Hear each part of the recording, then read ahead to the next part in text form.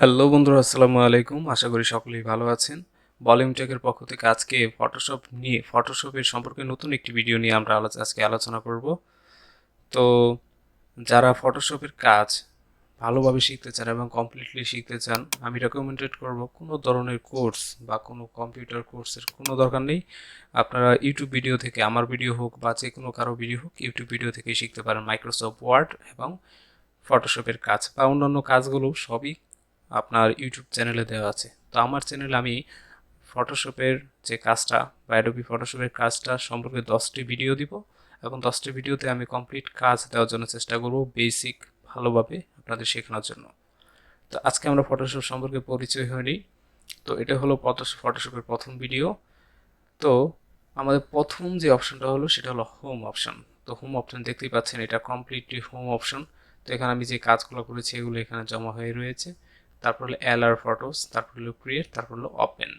তো ক্রিয়েট হলো আমাদের নতুন একটি ফটো এডিট করার জন্য বা যে কোনো পেজ নেওয়ার জন্য আমরা ক্রিয়েটে গিয়ে, ওপেন হলো আমরা যেটা কাজ করেছি বা যে কোনো একটা ফটো ফটোশপে আনার জন্য আমরা ওপেন থেকে ক্লিক করে নিতে পারি। তো আমরা ক্রিয়েটিভ অপশন করে আমরা নতুন একটি পেজ চালু করে নিই আগে।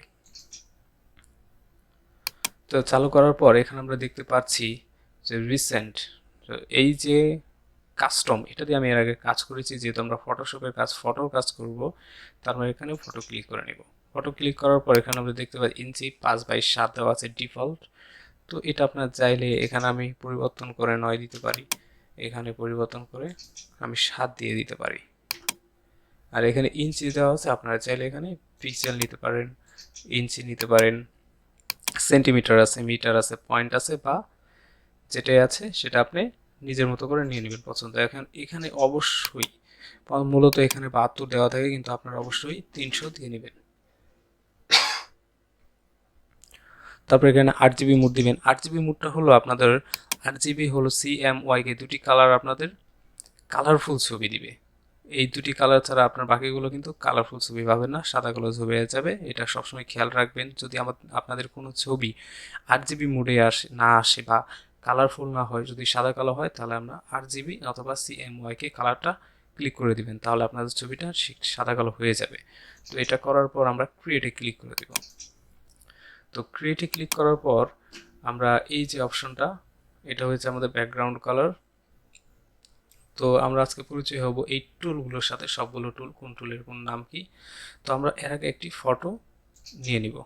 ওপেন, ওপেনে যাওয়ার পর এই ছবিটা আমি নিয়ে নিব।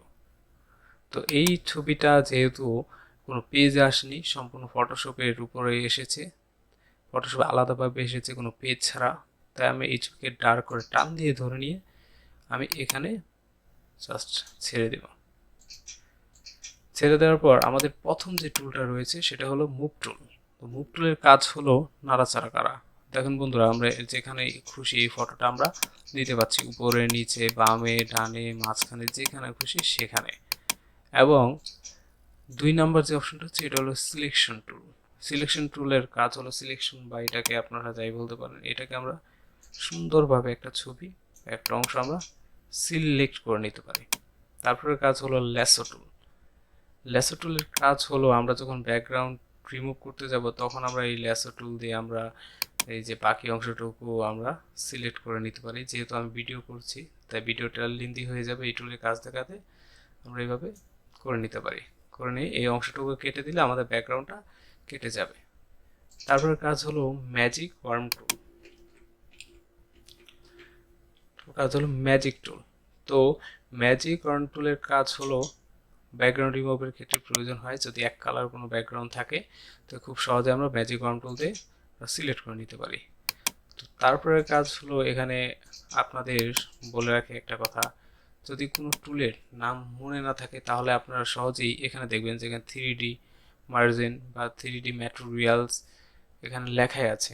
এটাকে আইড্রপার টুলও বলা হয়ে থাকে। তারপর এইটা হলো পেন্সিল টুল, বা এটার ভিতরে আরও টুল আছে, এখানে brush tool, pencil tool, colour replacement tool, mix brush tool. তারপরে এই যে আমাদের এটা হলো কলম স্টাম্প টুলস, এটাকে স্টাম্প টুল সরাসরি বলা হয়ে থাকে। তারপরে কাজ হলো আমাদের ইরেজার টুল। এটা হলো 3D ম্যাটেরিয়াল ড্রপ টুলস। তো এই কাজটা হলো আমাদের টেক্সট টুল। এটি হলো আমাদের পেন টুল। এটি হলো আমাদের পার্ট সিলেকশন টুল। এবং তারপরে যা হলো অতি গুরুত্বপূর্ণ একটি টুল হলো রেক্টেঙ্গুলার টুলস। এবং এটি শুধু রেক্টেঙ্গুলার টুল না, এটির ভিতরে আরও অনেক ধরনের টুল রয়েছে এখানে দেখতে পাচ্ছেন, যেটা সরি রেক্টেঙ্গুলার টুল আপনার যেটা ক্লিক করা থাকবে, যেমন আমি যদি লাইনটা ক্লিক করে থাকি, এখানে যদি আমি মাউসটা রাখি তাহলে দেখবেন এখানে লাইন টুল দেখাচ্ছে। তো এটা আমাদের খেয়াল রাখতে হবে, যদি এখানে রেক্টেঙ্গুলার টুল না থাকে তো আমরা লাইন টুল বা যে কোনো একটি টুল থাকতে পারে, এটা আমরা বুঝে নিব। তারপরে যে এটা হলো মূলত হ্যান্ড টুল। এটা আপনারা যদি কিবোর্ডের যদি আপনারা স্পেস বাটনটা ক্লিক করেন তাহলে এই টুলটা অটোমেটিক কাজ করবে। এই দেখুন আমি স্পেস ক্লিক করছি, অটোমেটিক কাজ করছে। এটা হলো আপনাদের জুম টুল। এই যে এটাকে মূলত জুম টুল বলা হয়ে থাকে। তো তারপরের টুলটা হয়েছে আমাদের, এটাকে মূলত ক্রপ টুল বলে। এই ক্রপ টুলটা হলো অতি গুরুত্বপূর্ণ একটি টুল। এবং এখান থেকে আপনারা যেমন ধরেন আমি যদি ক্লিক করি তাহলে যে আমাদের ক্রপ একটা অপশন চলে এসেছে। আমরা এইভাবে ছবিটা ক্রপ করে নিতে পারি। আপনাদের পাসপোর্ট সাইজের ছবি বা যে কোনো ছবি ক্ষেত্রে আমরা ক্রপ করে নিই। এটা হলো তো মূলত ক্রপ টুলের কাজ। আমি যদি এখানে ইন্টার প্রেস করে দিই তাহলে দেখতে পাচ্ছেন এইটুকু আমাদের ছবি শুধু ক্রপ হয়ে গেছে। এই যে দুটো অপশন, এটার মধ্যে একটি হলো ফরগ্রাউন্ড কালার অর্থাৎ উপরের কালার, আর দ্বিতীয় অপশনটি হলো ব্যাকগ্রাউন্ড কালার। ফরগ্রাউন্ড কালার হলো যেমন এই ভিডিওটা দেখতে পারেন, এই যে ইটগুলো দেখা যাচ্ছে এটা হচ্ছে ব্যাকগ্রাউন্ড কালার, এবং সালমান খান এটা যে দেখতে পাচ্ছেন এটা হচ্ছে ফরগ্রাউন্ড কালার। তারপরে আমরা দেখতে পাচ্ছি এইটাকে আমরা মূলত বলে থাকি quick mask selection tool, quick mask tool. এটাকে আমাদের মাস্ক করতে সাহায্য করে এবং এগুলো আমরা পরবর্তীতে আরও ভালো করে শিখবো। এটা হলো চেঞ্জ স্ক্রিন মুড টুল।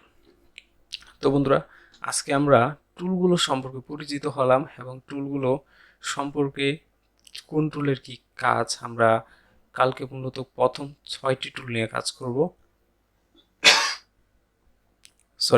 প্রথম 6টি টুলের কি কাজ এবং পরবর্তীতে আমরা পরের 6টি এবং তার পরবর্তীতে আমরা পরের 6টি টুল নিয়ে মূলত কাজ করব। আমরা 3টি ভিডিওতে টুলের কাজগুলো শেষ করে দিব। তো ভিডিওটি যাদের ভালো লেগেছে তার লাইক, কমেন্ট এবং সাবস্ক্রাইব করে রাখবেন। এবং ফটোশপে যদি ভালোভাবে কাজ শিখতে চান তাহলে অবশ্যই আমাদের সাথে থাকবেন। ভলিউম টেকের পক্ষ থেকে যারা ভিডিওটি দেখেছেন তাদেরকে সবাইকে অসংখ্য ধন্যবাদ। আসসালামু আলাইকুম। আবার দেখা হবে নেক্সট ভিডিওতে।